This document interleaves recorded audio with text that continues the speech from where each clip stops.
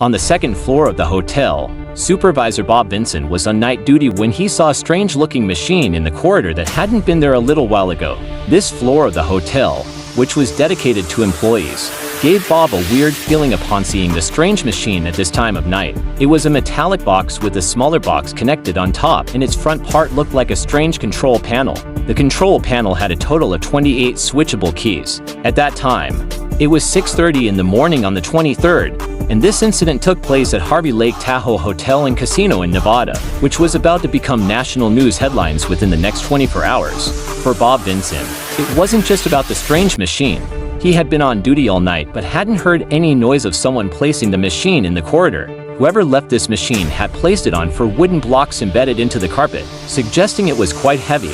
What made this incident even stranger was that someone had disabled the locks on the nearby doors using super glue. While Bob Vinson was still puzzled, he found an envelope lying next to the machine that read, "To the Harvey management, welcome once again to Discover TV's video viewers. Harvey Lake Tahoe is a well-known casino and hotel in the American state of Nevada. At the time we're talking about, it was an 11-story building with 197 rooms. When Bob Vinson, on the second floor, found the envelope, he ran to call security. Later, the police and fire department were also called. Initially, no one had the courage to pick up the envelope as everyone feared it could be a trap. Later, after nudging it with a broom and checking, it was open.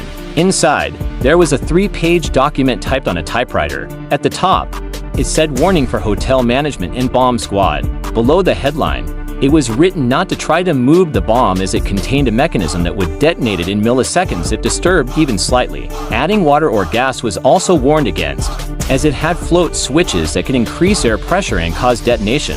The screws on top of the machine were also connected to the trigger, meaning that even turning a screw slightly could cause it to explode. In simple words, the bomb was so sensitive that any movement could trigger it, at least according to the letter. At that time, 600 guests were asleep in their rooms. The police first evacuated the hotel and asked everyone to move to the parking lot. Then the bomb squad was called, and they first inspected the machine carefully. It was a steel sheet box, about ½ an inch thick, welded neatly. Even the minor marks were patched using car body putty. Bubble levels were installed on all sides, probably to keep the machine precisely level. All of this hinted that the letter might be true. The letter further stated that the bomb couldn't be disarmed in any way, not even by the one who built it. It had automatic timers that would detonate it within 24 hours unless the management followed the instructions mentioned in the letter. Considering the sensitivity of the situation, law enforcement and the bomb squad avoided any risky moves. First, they tried to find fingerprints on the box but found none. Then they took photos from all sides and used a special X-ray machine to see what was inside, whether it was real or a hoax. While the X-rays were being developed, they placed a stethoscope on the box to listen carefully. There was definitely something inside making a sound. Something was consistently moving. The letter claimed that TNT was inside, but how much? There was a hint in the letter that if the bomb exploded, the casino across the street would suffer significant damage. The letter even said, "It is advised to move people at least 1,200 feet away from the bomb." Police also evacuated nearby buildings, shut off the hotel's gas pipeline, and casino employees began shifting millions of dollars in cash elsewhere. FBI agents also arrived and set up a command and control center in a nearby building. The expressions of police and law enforcement showed that the situation was more serious than it looked. But what were the bombers' demands? The letter stated they wanted $3 million in cash. However, the condition was that the bills must be used $100 notes, with no markings or chemicals on them. It also warned that if anyone tried to act smart, no information would be given on how to defuse the bomb. If the demand wasn't met within 24 hours, the automatic timers would detonate the bomb. But who was to receive the money and how? The X-ray film returned from the lab, showing a faint black and white image that somewhat confirmed the threat. It showed that the small control box on the machine had wires connected to screws, just as mentioned in the letter. Inside the box, there was a straight tube, likely a tilt sensor, and a visible float valve. The lower box was filled with various cylinders, whose contents police couldn't identify at the time. One thing was clear, the letter wasn't a prank. This machine really was a bomb. As the 24-hour deadline neared, authorities decided to comply. The 3-page letter also included instructions for delivering the money. It was to be delivered by helicopter. The pilot was instructed to land near the LTA building at Lake Tahoe Airport at 11 p.m. with the helicopter facing south. Then, the pilot was to stand near the fence and wait for a call where further instructions would be given. The letter stressed that only the pilot should be in the helicopter, no gunman, no second person. To execute the plan, an agent named Cook started the FBI helicopter. The $3 million cash was placed inside, but it was all fake money. A gunman was hidden behind the pilot's seat.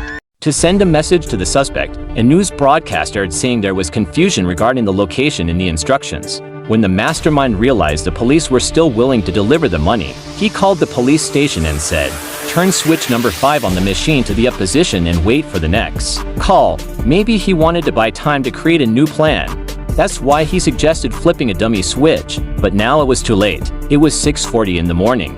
The bomb had been sitting in the hotel for over 24 hours, and yet, it hadn't detonated. This was a positive sign.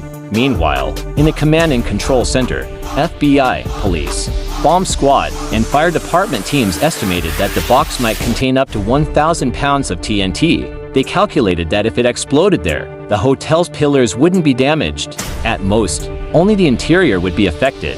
So they installed a small bomb next to the control box. The plan was that this plastic explosive would destroy the control box immediately, possibly preventing the TNT from detonating. Everything was ready. Nearby buildings were evacuated, and preparations were made to blow the bomb. It was 3:45 p.m. on August 27.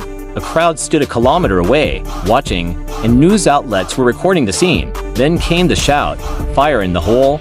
and the remote control button was pressed. The machine in the corridor detonated from the impact and exploded. But, as written in the letter, there was no TNT inside. Upon checking, they found it was dynamite, which is much less powerful than TNT. But who was the person behind placing the bomb? Investigation revealed that the man who planted the bomb in Harvey Hotel and Casino was 58-year-old John Biggs. Assisted by his two sons, he had lost all his life savings in that very casino and cleverly devised this plan to extract money from the hotel owner. It was later found out that John's real plan was to steal the helicopter along with the cash. If the pilot had reached the location and entered the forest to find the new envelope, John Biggs' sons would have taken off with the helicopter to a spot where their car was already parked. John Biggs was sentenced to 20 years in prison, while his sons were pardoned for helping the police. In 1996, John Biggs died of liver cancer. After the incident, the hotel owner renovated Harvey Hotel and relaunched it with a new design and more rooms. We hope you enjoyed this video from Discover TV. Please like and share it abundantly. Thank you so much for your loving comments. See you in the next amazing video.